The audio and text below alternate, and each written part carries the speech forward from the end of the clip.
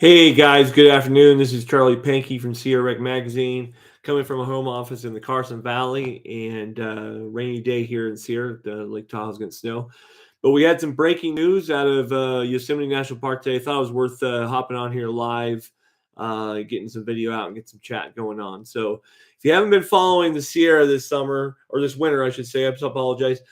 We've got record snowfall, right? It's just wonderful. We've had so much snow. California is officially out of its drought. We got all this great snowpack that's still up high in the mountains. Matter of fact, I'm not kidding you. Lake Tahoe got snow this week here in May. So, but what's happening now is that we're seeing the damage from all these fire scars and just years of drought start to take effect as the water starts to rush down our mountains. So, today, it's an update from the weekend, actually. So from this weekend, if you don't know, Yosemite National Park closed the valley in fear of flooding. It was going to flood, and it's going to be 100-year flood, epic proportions type thing. So they closed it down. They weren't going to open on Monday. Saturday they said, hey, it didn't flood as bad as we thought. We're going to go ahead and open on Sunday. And almost immediately, if you're following Yosemite, they actually closed Highway 120, which is Big Oak Flat Road, the west entrance. I call it the north entrance, but it's the west entrance into the park. And there was some rumors of a sinkhole and different things going on. Well, today they actually launched a photo and told the story. And what's happened is we have a 200-foot crack right down the center of Big Oak Flat Road, somewhere near Merced Grove, not at the Grove, but kind of in that road. But anyways, between the gate and Merced Grove, there's a 200-foot crack. It's 4 feet deep already. And down the mountainside, it's already slid 15 feet since the weekend. So the Federal Highway Administration is coming in. They're going to bring their crews. They're going to working. But the big news is they don't think it's going to be open until late June into July, which means Yosemite travel coming from the west side, which means coming through Sonora, Angels Camp area, that direction up into Yosemite. You can get to Hetch Hetchy and you can get to the gate. So you can drive up the road, visit all those communities, and get into Hetch Hetchy and see the waterfalls. Highly recommend it, right? But you can't go to the valley. Matter of fact, I'm pretty sure you can't even get to Highway 120 once it's open, which is not going to open till after July anyway. So that's a moot point. But so if you want to go to the valley, you have to go all the way down to Oakhurst and come in through the main entrance there along the river. Yeah, that's big news, right? That's a lot of travel that come from that northern section, especially if you're coming from San Francisco area, for example, or Sacramento. That route's your normal route. That's the route I take if I'm coming around that valley. That being said, Glacier Point's also not going to open on time. Remember, it's been closed for years, but to open this year in June. They're calling that now probably for July because snowpack. Tioga Road, they were hoping July 1st. I saw photos from Instagram friend Mike Toffee posted this weekend. There's 7 feet of snow at 7,000 feet on the west side, still on Highway 120. So that's not being moved anytime soon. And they're on Tioga Pass right now, going up the east side in 20-foot wall drifts. So it's going to be a while before we get into Yosemite. I have a backpacking trip on the 4th of July. I'm pretty certain that's not happening up there in the high country unless I want to take the snowshoes. So that's big news. So we're seeing this all across the Sierra, right? So last week, Sequoia National Parks announced they closed the Sequoia Highway the General's Highway that goes through the park is closed till further notice, probably till mid-June at this point. And then Kings Canyon Highway, that goes back to Kings Canyon where it goes backpacking for Whitney, that's closed for the rest of the summer. It won't be open until maybe this fall. So our national parks are getting massively hit. We already Death Valley early this year when they're flooding, they closed all those highways and stuff. So yes, the snow has been wonderful and awesome, but now we're going to deal with it. We're going to deal with massive water coming down and then years of drought, which has just made our soil super weak in our highways. So that's what's going on right now in the Sierra. It's breaking news. Again, Big Oak Flat Road, which is part of the Highway 120 corridor into Yosemite, what I call the north side, what they call the west entrance to the park. You can get to Hetch Hetchy, right? So you can get to the gate and you can turn to Hetch Hetchy and go explore that side of the park, but you can't go any further coming that direction. And if you're coming from Yosemite Valley, you can come up to Merced Grove. So you can get to the Grove and go do the tours, but you can't go all the way out the park like go to Sonora Angel Camp. So uh, that's big news. And like I had plans to go to Sequoia and Kings Canyon first week of June, and I'm just not going to. I'm going to see one grove and probably not the rest of it. Go to Bass Lake and experience the Bass Lake, which would be great. But now my Yosemite trip, I was going to come in Yosemite from the south and then go out the north, and that's not going to happen now either. So I'm going to have to make a U-turn and make a different trip than planned. So it's going to affect all of us. It's one of those years where you go, man, is it a year to skip national parks? Maybe go to Lassen. Lassen Volcanic National Park is plowing their snow right now. They've got 10 miles already plowed on the north side.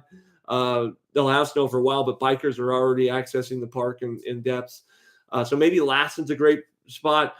Death Valley has cleaned up most of their stuff. So Death Valley's got, I think, pretty wide open access right now. And both those parks actually, just so you know, just recently instituted mobile payment program. So the permit system used to be, park your car or walk over and get a permit at whatever station. You can just down mobile, pay for your permit, and you're good to go. So both those parks are open.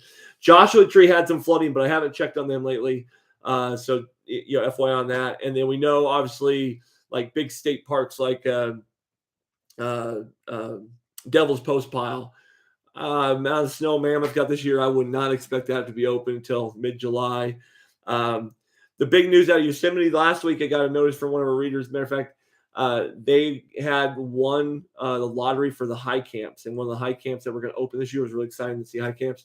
And Yosemite said, "Hey, listen, we're not getting in the high country till way late, till the end of July, so we're going to go and cancel them this year." They got a refund for the money, and it was too bad for them, but they do get that money back, and that works. And high camps will not be part of it. So it's going to be an interesting year. Maybe pack your snowshoes, your rain gear, etc. Maybe it's a year to try the rivers out. The rivers are going to be huge.